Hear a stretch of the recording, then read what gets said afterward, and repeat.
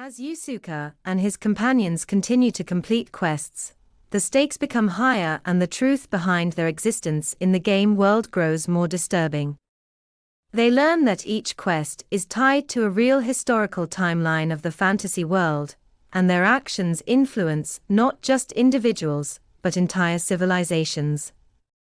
Their seemingly small decisions ripple outward, sometimes causing wars, collapses of kingdoms, or the rise of tyrants. The group slowly becomes aware that they are not just players in a game, they are potentially tools or experiments of a higher power. This is hinted at more directly by the game master, who continues to appear after each mission, but remains cryptic and emotionless. Each time they complete a quest, the players level up and gain new skills, but these abilities come with a heavy cost. The more they grow, the more they are forced to act as gods over the people of the world. Yusuke's character continues to evolve. Though still coldly logical and willing to make sacrifices, he begins to open up emotionally, especially when he sees the long-term impact of their actions. His vision expands beyond survival. He starts to view the missions as opportunities to build a better future for the world's inhabitants. He wants to create a society where people can protect themselves and do not rely on heroes or divine intervention. The team also learns more about the structure of the quests. Each player group is given 10 quests, but the number of players and quests vary between groups.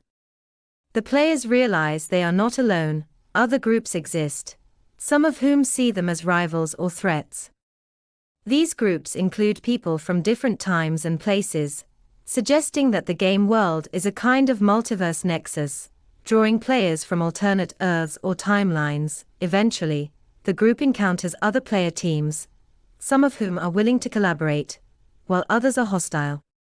This brings up new moral questions about loyalty, power, and whether it's ever justified to kill another player to ensure your own survival.